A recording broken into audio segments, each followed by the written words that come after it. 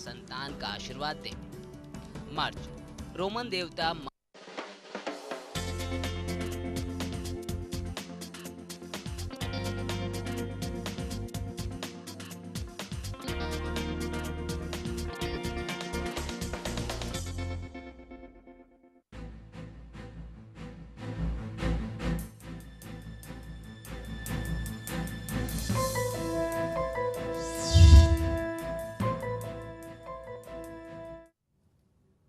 नमस्कार, आप देख रहे हैं लेमन न्यूज। मैं हूं आपके साथ राहुल गोयल। बगदाद पहुंच गए हैं बागी। ये बागी कौन है? दरअसल ये बागी इराक में इस वक्त मुश्किल खड़े किए हुए हैं और ये बगदाद पहुंच गए हैं। इससे दुनिया के नक्शे पर एक महत्वपूर्ण मुल्क इराक में भारी संकट खड़ा हो गया है। क्या इराक में एक बार फिर से सत्ता परिवर्तन होगा और जो चरमपंथियों की लहर राजधानी बगदाद के बेहद करीब तक पहुंच गई है, क्या उनके वहां पर काबिज हो जाने से पूरी जो दुनिया के समीकरण है, खासकर अर्थव्यवस्था, क्या वो प्रभावित होगी? और भारत जैसे देश जहां पर अभी हाल ही में नई सरकार आई है, वो इस तब्दीली का, इस बदलाव का सामना कैसे करेंगे? अगर तेल के दाम महंगे होते हैं तो भारत जैसी इकोनॉमी पर इसका क्या असर होगा? इसी पर होगी खास चर्चा हमारे इस खास कार्यक्रम बगदाद पहुंचे बागी में।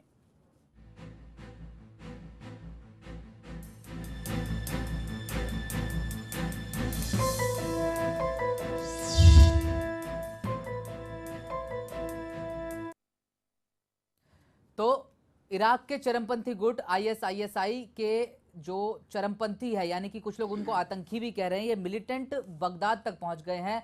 बाकबा शहर पर इन्होंने कब्जा कर लिया है, जो कि इराक से महज 40 किलोमीटर दूर है।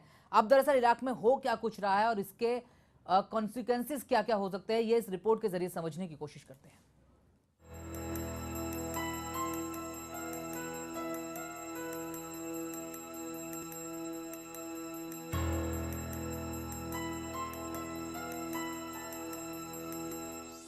इराक में हाहाकार, बगदाद तक पहुंचे बागी। इराक में हालात बेकाबू, अमेरिका ने कसी कमर। दुनिया भर के शेयर बाजार भी लुढ़के। इराकी सरकार और चरमपंथी आतंकियों के बीच जबरदस्त मुठभेड़ों का सिलसिला जारी है। खबरों के मुताबिक आतंकियों ने बगदाद से 60 किलोमीटर दूर मौजूद शहर बाकबा पर कब्जा कर लिया है। इस बीच अमेरिका ने अपने दूतावास में मौजूद कर्मचारियों की सुरक्षा के लिए 275 जवानों को तैनात कर दिया है। विद्रोहियों ने बाकबा शहर के कई पुलिस स्टेशन और दूसरे अहम संस्थानों पर भी कब्जा कर लिया है। खबरों के मुताबिक आईएसआईएस की अगुवाई में लड़ रहे इस्लामी लड़ाकों ने दियाला प्रांत की राजधानी बाकबा पर कब्जा कर लिया है और अब ये लड़के सुन्नी बाहुल इलाकों की तरफ बढ़ रहे हैं। अगर ये विद्रोही इसमें कामयाब होते हैं तो फिर वो बगदाद की तरफ जाने वाले सबसे अहम हाईवे पर कब्जा कर लेंगे और फिर इराक की सेना के लिए मुश्किलें बढ़ सकती हैं। उधर इराक में हालात काबू करने के लिए 30 साल एक दूसरे के कट्टर दुश्मन रहे अमेरिका और ईरान भी एक दूसरे से हाथ मिलाने को तैयार हो गए हैं। दरअसल दोनों देश चाहते हैं कि विद्रोही इराक में और ज्यादा ना फैल पाए, लिहाजा ईरान और अमेरिका मिलकर इस पर रणनीति बनाने में जुटे हैं। वहीं इराक में छिड़ी हिंसा का असर भारत में भी दिखना शुरू हो गया है। भारतीय बाजार भी इराक हिंसा की मार झेल रहे हैं। तेल के दाम बढ़ने की आशंका से शेयर बाजार में गिरावट का दौर जारी है। वहीं इराक में फंसे भारतीयों की सुरक्षा को लेकर भी चिंता बढ़ने लगी है। हिंसा प्रभावित तिरकिट शहर में करीब 46 भारतीय नर्सें फंसी हुई हैं और इनकी सुरक्षा के लिए भारतीय सरकार लगातार इराकी सरकार के संपर्क में है। इसके अलावा इराक में रहने वाले तकरीबन 10,000 भारतीयों की सुरक्षा सुनिश्चित करने के लिए भी भारतीय सरकार लगी हुई है। Bureau report, lemon news.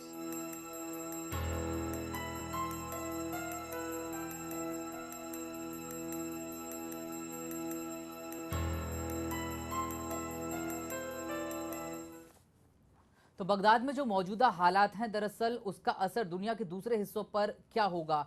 क्या अमेरिका एक बार फिर इराक में मिलिटेंट दखलंदाजी करेगा? क्या एक बार फिर इन चरमपंथियों को जवाब देने के लिए अमेरिका अपनी सेना इराक में उतारेगा? और अगर इराक के रास्ते होने वाली तेल सप्लाई पर असर पड़ता है, जो कि एक हद तक पड़ना शुरू भी हो गया है, तो फिर उसके कॉन्सिक्वेंसेस दुनिया के दूसरे देश कैसे झेलेंगे? भारत, जिसकी इकॉनमी फिलहाल धीरे धीरे पटरी पर आने की कोशिश कर रही है क्योंकि नई सरकार का गठन हो चुका है, वो इस आर्थिक हालात से कैसे जूझेगी और किस तरह के असर भारतीय बाजार पर दिखाई दे सकते हैं। इसी पर हम खास चर्चा कर रहे हैं। हमारे साथ बलजीत परमार जी मौजूद हैं इस वक्त स्टूडियो में।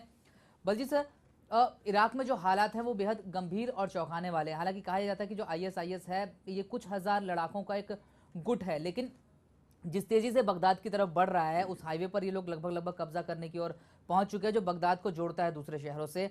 अगर वहां पर ये चरमपंथी हावी होते हैं या फिर अमेरिका दखलंदाजी करता है और इस बीच तेल की सप्लाई बंद होती है या वहां पर एक जंग जैसे हालात होते हैं, तो भारत जैसे देशों पर क्या असर हो सकता है? देखिए, जब से ये अमेरिका ने इराक को छोड़ा था, उसके बाद एक जो मिलिट्री जो इराक की थी उसको नए सिरे से ट्रेनिंग देकर उनको खड़ा किया गया था। जो पहले डिक्टेटर की जो मिलिट्री थी उसको डिसबैंड कर दिया गया था। नई यूनिट्स अमेरिका ने ट्रेन की थी, उनके ज़िम्मे पूरे बगदाद की अमन शांति माहौल बनाए रखने के लिए तैनाती की गई थी।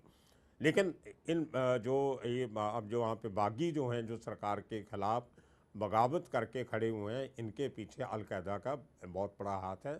उसमें इराकियों के अलावा सीरिया और कर्द जो टर्की के साथ जो कर्दिस्तान का एरिया जो लगता है, वहाँ के लोग बहुत ज़्यादा हैं और उनके पास आम जो हैं और इतने हथियार जो हैं वो सीरिया से काफ़ी मात्रा से आए हैं। सीरिया में भी अलकायदा बहुत मजबूत है, सीरिया से हथियार इनको दिए गए और इसीलिए इन्होंने अपनी ऑर्गेनाइजेशन का नाम भी सीरिया और इराक दोनों को जोड़ के रखा है। वहाँ पर जितनी बदअमनी और इनसिक्योरिटी बगदाद में फैलेगी, इराक में फैलेगी, उसका असर दुनिया भर पे होगा, खाली हिंदुस्तान पे नहीं होगा। जो जो लोगों के ऑयल के, क्रूड ऑयल के एग्रीमेंट्स इराक के साथ जो लोगों ने साइन करके रखे हैं, और ये एग्रीमेंट कोई 2-3 साल पहले साइन हुए होते हैं और इनकी सप्लाई जो है वो उसी पीरियड तक चलती रहती है जब तक आपका एग्रीमेंट वैलिड है। लेकिन जब लड़ाई लग जाती है तो सप्लाई का रुकना जायज़ हो जाता है। जो एक चेन ऑफ सप्लाई है, इराक से तेल चलेगा, अगर बाई रोड कहीं कुछ कंट्रीज में जा रहा है तो वो कुवैत और कंट्रीज क्रॉस करके दूसरी जगह जाएगा, बाई सी जा रहा है तो समुद्र के रास्ते जाएगा। और अभी तक ये कुछ ज़्यादा श्योर नहीं हुआ है कि बागियों ने पोर्ट सिटी कौन कौन से कब्जा कर लिए हैं। जैसे बसरा है और उससे पोर्ट सिटी जहाँ से समुद्री जहाज़ों में तेल की, क्रूड की सप्लाई होती है। ये अभी देखने की बात है। लेकिन जितनी बदअमनी फैलेगी उससे हिंदुस्तान को नुकसान काफ़ी हो सकता है, क्योंकि हमारे लॉन्ग टर्म परचेज एग्रीमेंट जो हैं वो इराक के साथ हमने साइन किए हुए हैं। बिल्कुल। लेकिन बलजीत जी, ये जब दुनिया के इस हिस्से में जब हम मिडिल ईस्ट का जिक्र करते हैं, तो जब यहाँ कोई हलचल होती है तो उसका असर दुनिया भर के शेयर बाजारों पर पड़ना लगता है। और भारत भी जाहिर सी बात है कोई अपवाद नहीं है, क्योंकि जो तेल की सप्लाई है वो इन्हीं देशों के इर्द गिर्द से होती है और पूरी दुनिया इसका असर झेलती है। अगर तेल की सप्लाई, जैसा कि आप बता रहे हैं कि अभी वो पोर्ट सिटी शायद कब्जे में नहीं आई है, लेकिन अगर यूएस इंटरवेंशन करता है इस पूरे मामले में, तो जाहिर सी बात है कि कुछ दिनों के लिए इस पर भी असर पड़ता है और असर पड़ेगा। तो फिर भारत के सामने किस तरह की एक चुनौती हो जाती है, क्योंकि आर्थिक हालात अब बेहतर करने की ओर भारत सरकार बढ़ रही है और ऐसे में अगर आते ही इस तरह की चुनौती सामने आ जाए तो एक बहुत चैलेंजिंग सिचुएशन खड़ी हो जाएगी। देखिए, जो शेयर बाज़ार दुनिया भर के हैं वहाँ पे 4 या 5 जो स्क्रिप होते हैं वो ज़्यादा वॉलेटाइल होते हैं। उनमें से ऑयल जो है वो एक है, गोल्ड जो है वो दूसरा है, केमिकल्स और फार्मास्यूटिकल सेक्टर एक है। ये कुछ स्टील और जो ऐसे जो स्टील, कॉपर, जिंक जो मेटल्स हैं वो उनका, ये 5-6 शेयर हैं जिनके जो लीड लेते हैं हर स्टॉक एक्सचेंज में। और जब इन चीज़ों की सप्लाई में वर्ल्ड वाइड जहाँ किसी बड़े हिस्से में रुकावट आती है तो इनके जो शेयर्स हैं कंपनी के नीचे जाना शुरू हो जाते हैं। और गोल्ड के शेयर इसलिए ऊपर जाते हैं कि गोल्ड को एक सेफ इन्वेस्टमेंट समझा जाता है। अभी पिछले 2 दिन में आपने देखा होगा हिंदुस्तान में सोने का जो भाव है ऊपर जा रहा है और बाकी शेयर के जो रेट्स हैं वो नीचे जा रहे हैं, क्योंकि लोग जो पैसा शेयर बाज़ार में इन्वेस्ट करते थे वो वहाँ से रोक के गोल्ड में इन्वेस्ट करने लग गए, क्योंकि गोल्ड जो हमेशा एक सेफ बेट रहा है। तो ये असर तो बाज़ार पे पड़ेगा और खाली हिंदुस्तान में नहीं, गोल्ड प्राइसेस इंटरनेशनल भी बढ़नी शुरू हो गई हैं और जो बाकी शेयर हैं दुनिया के बड़े जो शेयर हैं वो नीचे जाने शुरू हो गए। और उसका मतलब ये होता है कि जितनी मार्केट नीचे जाएगी उतनी महंगाई बढ़ेगी और जितना पैसे का फ्लो है वो इन्वेस्टमेंट को छोड़ के वो होल्डिंग की तरफ हो जाता है, क्योंकि शेयर मार्केट में लगा हुआ पैसा आपकी इन्वेस्टमेंट है, ऊपर नीचे होगा वो मार्केट चलती रहती है। सोना आपने खरीद लिया तो होल्डिंग हो जाती है, घर में पड़ा है, उसकी आगे उससे कोई फ़ायदा नहीं होता इकॉनमी को। तो इसके लिए जो महंगाई है वो बढ़ती है और हिंदुस्तान सरकार के लिए ये खतरे की घंटी हो सकती है कि महंगाई की दर जो है वो पिछले महीने में से ज़्यादा इस बार बहुत ज़्यादा बढ़ रही है। और लड़ाई अगर इराक में जो लड़ाई बढ़ती है, लंबी चलती है, तो ये महंगाई दर और बढ़ेगी। लेकिन इस बीच जो भारतीय इराक में फंसे हुए हैं, ये कहा जाता है कि 10,000 के करीब पूरे टोटल अगर भारतीय देखे जाए तो वो इराक में रहते हैं, और 46 नर्सें जो कि किरगिट शहर जो कि हिंसा से प्रभावित इलाका है वहाँ पर अस्पतालों में काम कर रही है। हालांकि वो अभी तक सकुशल बताए जा रहे हैं। भारत सरकार किस तरह से इस पर मदद कर रही है, क्योंकि कहा जा रहा है कि रेड क्रिसेंट सोसाइटी से मदद ली गई, भारत सरकार ने कहा कि आप लोग जाके देखिए हमारे लोग ठीक है या नहीं है। फिलहाल भारतीय वहाँ पर सुरक्षित है, लेकिन आने वाले दिनों में क्या वहाँ से इवैक्यूएट किए जा सकते हैं भारतीय, जितने भारतीय इराक में रहते हैं, अगर हालात बिगड़ते हैं तो? देखिए, ये पता नहीं क्यों हिंदुस्तान सरकार की हमेशा ये कमज़ोरी रही है। हम इंटरनेशनल डिप्लोमेटिक फ्रंट्स पे बहुत मार खाते हैं। ये इसका कारण ये है कि हमारी कोऑर्डिनेशन जो है बहुत स्लो चलती है। ब्यूरोक्रेटिक सिस्टम इतना है फॉरेन सर्विसेज में भी कि अगर जब हालात बिल्कुल बिगड़ जाते हैं तो हम सोचते हैं कि अपने लोगों को निकालें।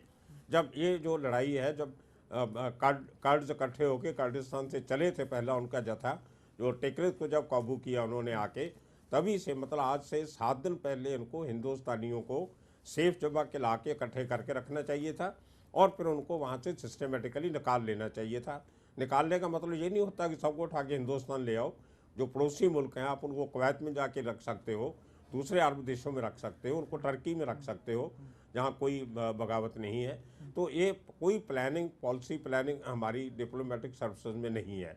तो ये लोगों को जो एक काम 1 हफ्ता पहले करना चाहिए तो अब कर रहे हैं और उसमें नुकसान हो जाता है। कुवैत क्राइसिस के टाइम पे भी हमने देखा कितने हिंदुस्तानी वहाँ पे बेचारे परेशान होते रहे, कितने दिन लोग मरे भी। तो ये कहीं ना कहीं हमारी खामी रही है जिसको दूर करने की मोदी सरकार को ध्यान देना पड़ेगा। बिल्कुल। चलिए तस्वीरों के जरिए आपको दिखाते हैं कि दरअसल इस वक्त इराक के हालात क्या है। तस्वीरें मैं चाहूँगा कि फुल फ्रेम तस्वीरें हम आपको दिखाएं और आपको बताएं कि इराक में दरअसल हालात क्या है। और तमाम शहरों में हिंसा जो है वो पसर रही है। ISIS के जो चरमपंथी है वो बाकबा शहर तक पहुंच चुके हैं, जो कि दियाला प्रोविंसेस की कैपिटल मानी जाती है, और वहां से एक नेशनल हाईवे गुजरता है जो कि सीधे बगदाद को दूसरे इलाकों से जोड़ता है। अब अगर उस हाईवे पर कब्जा करने में कामयाब होते हैं ISIS के लड़ाके, तो फिर सेना को, जो इराक की सेना है जो कि US के सपोर्ट से, मिलिट्री सपोर्ट से काम कर रही है, करीब 93,000 उसमें जवान शामिल है, उनके लिए मुश्किलें खड़ी हो सकती है, क्योंकि हाईवे कब्जाने के बाद चरमपंथी तमाम रसद, तमाम जो मदद है वो दूसरे इलाकों तक पहुंचने से रोक सकते हैं। चलिए यहाँ एक छोटे से एक ब्रेक के लिए यहाँ पर हम रुकेंगे और जब ब्रेक के बाद वापस आएंगे तो भी इस खास पेशकश में चर्चा यूं ही जारी रहेगी।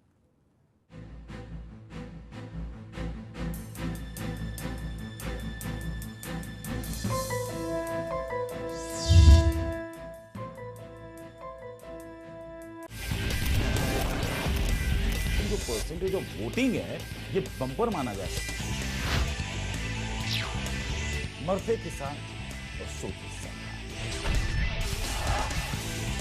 नमस्कार, मैं प्रशांत आंग्रे और आप तमाम दर्शकों का स्वागत है एसएम प्राइम टाइम में। लेमन प्राइम टाइम हर रात 9 बजे। अंडरवर्ल्ड की नब्ज पहचानता हूं मैं, हर गैंग के राज जानता हूं मैं। कहां से चलती है कंपनी, कैसे किया मुंबई पुलिस ने कंपनी को खल्लास, कौन चला रहा है माफिया नेटवर्क, सबकी खबरें देता हूं मैं। इन 22 सालों में गैंगवार मैंने देखे, गली के गुंडों को डॉन बनते मैंने देखा। लेमन न्यूज के क्राइम टीम रखेगी अपराध जगत पर पैनी नजर।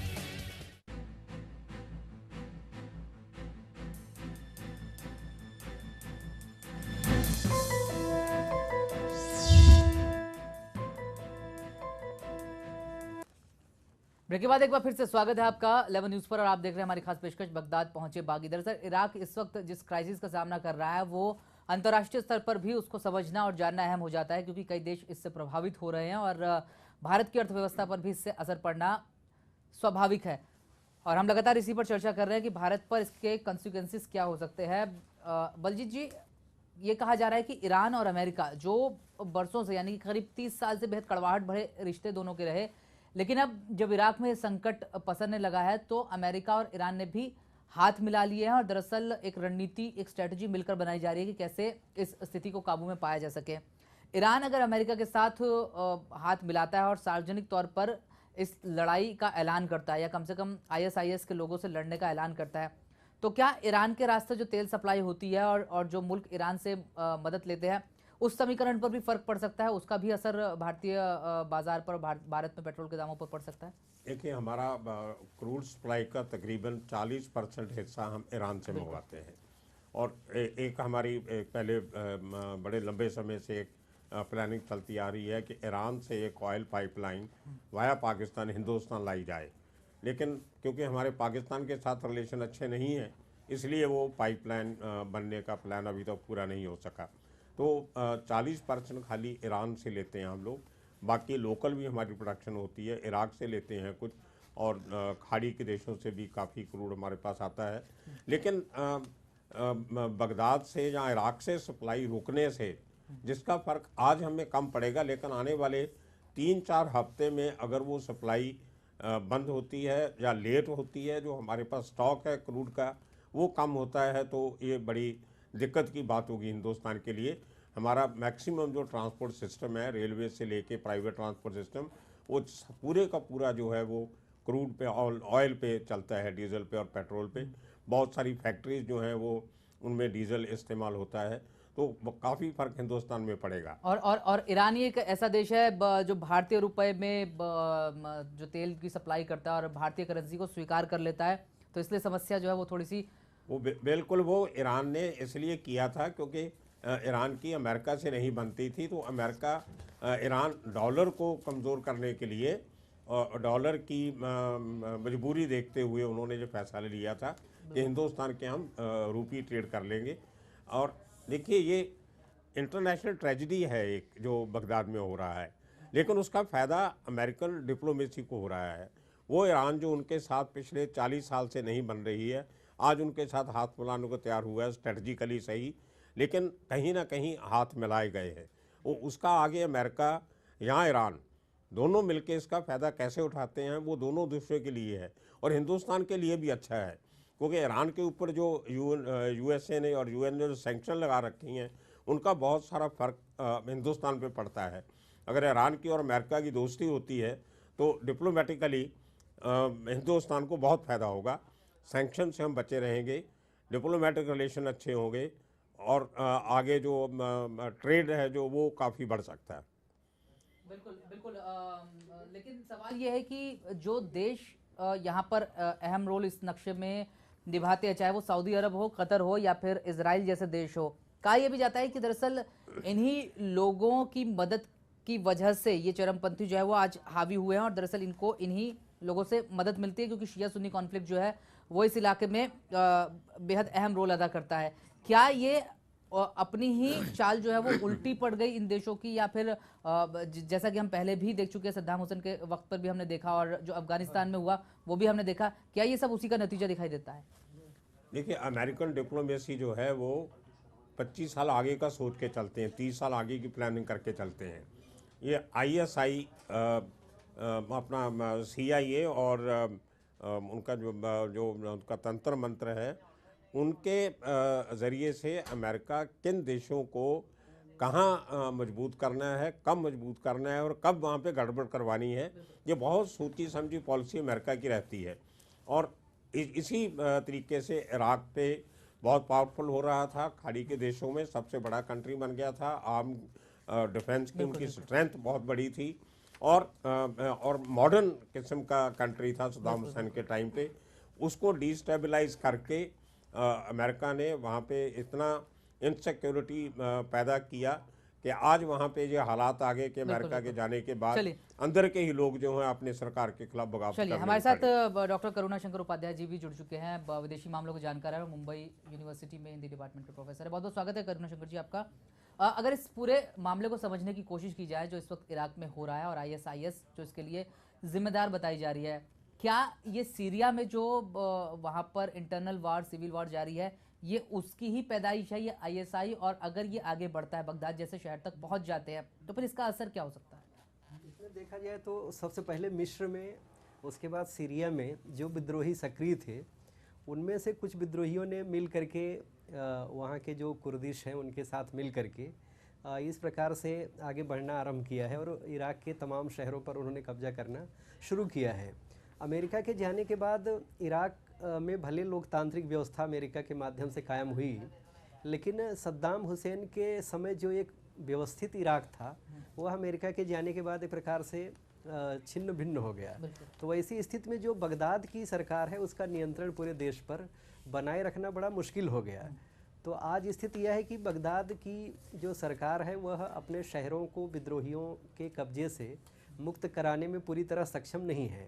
यही कारण है कि अमेरिका को फिर से इराक में दखल देने की नौबत आ गई है। और चूंकि ईरान भी नहीं चाहता कि सुन्नी विद्रोही इस कदर हावी हो जाएं, क्योंकि वो अगर इराक पर कब्जा करते हैं तो कल ईरान के लिए सिरदर्द बनेंगे। तो इसी स्थिति में पहली बार ईरान और अमेरिका जो परंपरागत दुश्मन रहे हैं वह दोनों नज़दीक आ रहे हैं और यह एक प्रकार से अच्छा संकेत है। और दोनों मिलकर अगर विद्रोहियों को दबाते हैं और इराक की अखंडता को अक्षुण्ण रखते हैं तो यह निश्चित रूप से एक उपलब्धि होगी। लेकिन क्या असल में भी जो बयां किया जा रहा है हालात वैसे ही, क्योंकि जो सीरिया कॉन्फ्लिक्ट जब शुरू हुआ बशर अल असद की सरकार को खत्म करने के लिए, जिस तरह से वहां पर सिविल वॉर जो है वो लगातार जारी है, कहा यह जाता है कि दरअसल ये भी सऊदी अरब, कतर और इजराइल जैसे देशों की देन रहा और उन्होंने एक शिया शासक को वहां से हटाने के लिए इस पूरे विद्रोह को जो है वो छेड़ा है और वो चिंगारी वहां पर भड़काई है। और कई सबूत भी जो है पीछे इस दौरान निकल करके आए कि किस तरह से इसको पूरी साजिश के तहत अंजाम दिया गया। क्या अगर इस मिलिटेंट ग्रुप को सीरिया में जो कॉन्फ्लिक्ट जारी है, जो सिविल वॉर जारी है, अगर उससे जोड़ा जाए तो क्या ये इस पूरे नक्शे पर दुनिया की एक साजिश की तरफ भी इशारा करता है कि दरअसल एक बार फिर सोची समझी रणनीति के तहत इन विद्रोहियों को वहां खड़ा किया गया है? निश्चित रूप से सीरिया का हम कह सकते हैं कि अगला चरण जो है वह इराक का विद्रोह है।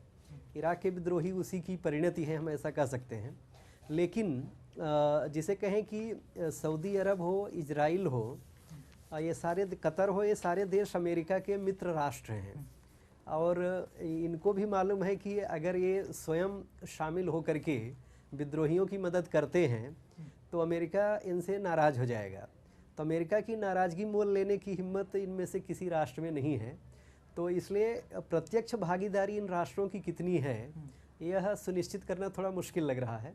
लेकिन ये हो सकता है कि किसी न किसी विद्रोही ग्रुप को इनमें से किसी राष्ट्र ने या किसी राष्ट्र के लोगों से मदद मिली हो, यह संभव है। मतलब क्या अगर अमेरिका मिलिट्री इंटरवेंशन करता है तो फिर क्या वही हालात हो सकते हैं जो सीरिया में अमेरिका के मिलिट्री इंटरवेंशन के बाद, ऐलान के बाद खड़े हुए थे, रूस सामने आकर खड़ा हो गया था, या फिर इस बार लड़ाई एक तरफा होगी और दुनिया के वो तमाम मुल्क एक तरफ होंगे और इन चरमपंथियों के खिलाफ लड़ने के लिए अपनी तरफ से हरी झंडी दिखा देंगे? नहीं, रूस इस समय यूक्रेन से स्वयं भिड़ा हुआ है और वो ऐसी स्थिति में नहीं है कि वह अमेरिका के सामने तुरंत जो है खड़ा हो सके। और अमेरिका भी उस ढंग का बड़े पैमाने पर सैनिक हस्तक्षेप नहीं करेगा। वह अपने को केवल हवाई हमलों तक सीमित रखना चाहेगा कि विद्रोही जो है इराक के ज़्यादातर शहरों पर कब्जा न कर पाए और इराक की सत्ता जो है वह बनी रहे, क्योंकि अभी जो इराक में सरकार है वह अमेरिका से जुड़ी हुई अमेरिकी परस्त सरकार हम ऐसा कह सकते हैं और उससे अमेरिका का हित जुड़ा हुआ है। इराक या बगदाद पर मान लीजिए अगर विद्रोहियों का कब्जा हो जाता है तो उस पूरे देश में एक प्रकार से सिविल वार की स्थिति आ जाती है, गृह युद्ध की स्थिति आ जाती है और पूरे इराक के टुकड़ों में बंट जाने का खतरा पैदा हो जाता है। तो उसको बचाने के लिए यही एकमात्र उपाय है कि दुनिया की कोई बड़ी शक्ति इस समय इराकी सरकार की मदद करे। चूँकि अमेरिका के अलावा और कोई शक्ति मदद करने की स्थिति में नहीं है, तो इसलिए अमेरिका की इस कदम का इस समय मुझे नहीं लगता दुनिया के देश उसका विरोध करेंगे। लेकिन बल्कि शिया और सुन्नी का मसला भी हो सकता है। शिया सुन्नी तो मूल है ही, मतलब क्योंकि अमेरिका जब वहाँ से गया तो इस प्रकार का संदेश देकर गया कि वह शिया बहुल वाली सरकार, शिया वर्चस्व वाली सरकार जो है कायम करके जा रहा है। तो उसकी प्रतिक्रिया में मतलब सुन्नी विद्रोही जो है एकत्र हुए और संगठित हुए।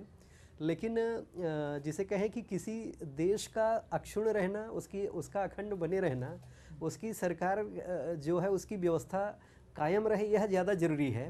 और सांप्रदायिक संघर्ष इसको आप मानेंगे ही। और ईरान इसीलिए दिलचस्पी ले रहा है क्योंकि ईरान जो है शिया बहुल राष्ट्र है और नहीं चाहता कि मतलब शिया सरकार जो वहाँ है वह डगमगाए। लेकिन धार्मिक सेंटिमेंट्स के अलावा अगर टाइमिंग को समझने की कोशिश की जाए, जिस वक्त रूस क्रीमिया में यूक्रेन से भिड़ा हुआ है क्रीमिया को लेकर, ऐसे वक्त में एक सिविल वॉर इराक के अंदर शुरू हो जाता है, जबकि सीरिया में एक सिविल वॉर किसी नतीजे तक पहुंच नहीं रही है। बशर अल असद को हटाने की कोशिश मेरे ख्याल पिछले 1.5 साल से चरमपंथियों के जरिए की जा रही है, और 2-3 बार नौबत ऐसी भी आई कि युद्ध के हालात पैदा हुए। क्या इस टाइमिंग के पीछे कोई खेल नजर आता है? क्योंकि सीरिया में जो कुछ हुआ उसके पीछे तमाम कागजात और तमाम सबूतों ने यह भी कहा कि दरअसल ये एक सोची समझी रणनीति थी, और सऊदी अरब और जो राज परिवार है कतर के, वो ये चाहते थे कि सीरिया में जो है सरकार जाए, और सीरिया में बशर अल असद जो है उनके ऊपर इस तरह का इल्ज़ाम लगे कि वो रासायनिक हथियारों का इस्तेमाल कर रहे हैं जो कि रूस मेड है। अब जब रूस एक जगह इंडल्ज है तो इसका फ़ायदा उठाने की कोशिश क्या दूसरे देश कर रहे होंगे कि अगर बगदाद में इस तरह का हालात पैदा किए जाते हैं तो सीरिया वाला मामला भी जो है वो देर सवेर निपटाया जा सकता है? कहीं न कहीं ये बात हो सकती है। उसका कारण यह है कि ईरान के अलावा सीरिया ही एक शक्तिशाली राष्ट्र है खाड़ी देशों में, जिसका अपना एक बड़ा वर्चस्व है। तो सऊदी अरेबिया वगैरह को लगता है कि अगर सीरिया कमज़ोर होता है, इराक कमज़ोर होता है, तो उनकी छवि जो है खाड़ी देशों में एक नेतृत्व करने वाले राष्ट्र की बन सकती है। तो ऐसा हो सकता है कि ऐसा सोच करके उन लोगों ने इसको चुना हो। लेकिन आप देखेंगे पिछले 4 सालों में, 5 सालों में खाड़ी देशों में कई जगहों पर आपने देखा, लीबिया में, मिस्र में, कतर में, इधर सीरिया में, स्वयं सऊदी अरब में भी रह करके जन आंदोलन हुए और विद्रोह हुए हैं। तो कहीं न कहीं वहाँ की जनता में लोकतंत्र के प्रति और अपने अधिकारों के प्रति एक जागरूकता आ रही है। अभी तक जो परंपरागत राजशाही है या ज़्यादातर देशों में एक प्रकार से तानाशाही है, तो उसको जनता बहुत लंबे समय तक झेलने के लिए तैयार नहीं है। तो इसलिए इन देशों की सरकारों को भी सोचने की ज़रूरत है कि 21वीं सदी में जब पूरी दुनिया तकनीक के माध्यम से एक वैश्विक ग्राम में तब्दील हो रही है, तो ऐसे समय जनता को भी बहुत समय तक दबाया नहीं जा सकता। उसके अधिकारों को, उसकी आवाज़ को सही ढंग से समझने की ज़रूरत है, और विद्रोही गुटों से बातचीत करके अगर मसला सुलझाया जाए तो ज़्यादा अच्छा होगा। क्योंकि हवाई हमला कोई अंतिम और निर्णायक जिसे कहें कि निर्णय नहीं है, हल नहीं है। अमेरिका ज़्यादा से ज़्यादा कुछ समय के लिए इराक की अखंडता की रक्षा कर लेगा, लेकिन उससे दोनों ग्रुपों में जो शत्रुता है वह और ज़्यादा बढ़ जाएगी। तो अगर संयुक्त राष्ट्र संघ के माध्यम से या खाड़ी देशों के कुछ और राष्ट्रों के माध्यम से अगर इन गुटों के बीच और सरकार के बीच बातचीत हो सके और कोई हल निकाला जा सके कुछ राष्ट्रों की मध्यस्थता के द्वारा, तो ये मेरी दृष्टि में ज़्यादा सही टल सकती है। लेकिन बलजीत जी, जो शिया सुन्नी मसला है वो खाली इराक या ईरान का मसला नहीं है, बल्कि पूरी दुनिया में जहाँ जहाँ मुस्लिम आबादी है वहाँ ये कॉन्फ्लिक्ट जो है वो दिखाई देता है, जो कि धार्मिक आधार पर खड़ा है। भारत का इस पर स्टैंड क्या होना चाहिए और क्या होगा? क्योंकि यहाँ भी जो है शिया वो माइनॉरिटी में है और सुन्नी जाहिर सी बात है सब देशों में मेजॉरिटी में, अगर आप ईरान को छोड़ दें। तो यहाँ पर भारतीय सरकार का स्टैंड क्या होगा, और जो भारतीय वहाँ पर फंसे हुए हैं उनको इवैक्यूएट करने के लिए भारत सरकार को क्या कदम उठाने चाहिए?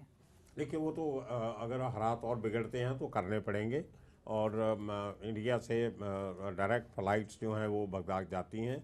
हमारा इंडियन मिशन बहुत बड़ा है वहाँ पे, बहुत सारे वर्कर हमारे वहाँ रिकन्स्ट्रक्शन इंडस्ट्री में काम कर रहे हैं, उनको लाना प्रायोरिटी होनी चाहिए, और या उनको नज़दीक की किसी और कंट्री में ट्रांसफ़र कर देना चाहिए, कुवैत में, बहरीन में, कहीं भी जो नज़दीक है वहाँ उनको रखा जाए, और जब हालात ठीक हो जाएँ वापस भेजा जाए, जब वापस हिंदुस्तान बुला लिया जाए। तो ये प्रायोरिटी हिंदुस्तान की रहेगी। जान माल का नुकसान नहीं होना चाहिए, सब चाहते हैं, लेकिन जब लड़ाई होती है तो गोली फिर नहीं देखती किसको लगती है।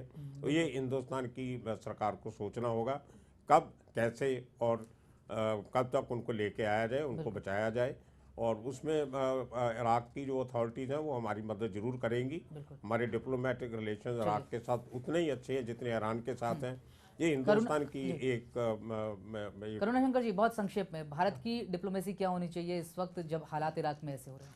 भारत को सबसे पहले इराक की अखंडता की रक्षा के लिए जो भी हो उसका प्रयास करना चाहिए।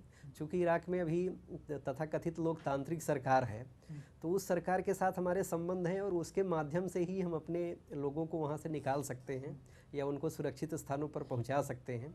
तो यह भारत की प्राथमिकता होनी चाहिए, और इराक जो है किसी भी स्थिति में टूट का शिकार न हो, उसकी अखंडता की रक्षा हो, यह भारत का प्रयास होना चाहिए। और शिया सुन्नी वर्चस्व की जो लड़ाई है उसको देखते हुए भारत को भी एहतियात बरतनी होगी देश के भीतर भी? निश्चित रूप से, क्योंकि भारत में मुसलमानों की तादाद बहुत ज़्यादा है और सुन्नी वर्चस्व यहाँ भी है, तो ऐसी स्थिति में सुन्नी के विरोध में भारत सरकार ज़्यादा कुछ करने की स्थिति में नहीं है। वो केवल यही कर सकती है कि इराक से चूंकि हमारे परंपरागत संबंध हैं और इराक की सरकार को अपना समर्थन दे सकती है और वहाँ भारतीयों की सुरक्षा के लिए जो भी कदम उठाने चाहिए वो उठा जा सकते हैं। चलिए, तो बहरहाल बगदाद की तरफ कूच कर चुके हैं बागी, लेकिन अमेरिकी इंटरवेंशन के बाद और दूसरे देशों के स्टैंड लेने के बाद हालात क्या होंगे और तस्वीर क्या होगी, ये आने वाला वक्त ही बताएगा। बहरहाल इस खास पेशकश में इतना ही। मुझे और मेरे मेहमानों को दीजिए इजाजत। नमस्कार।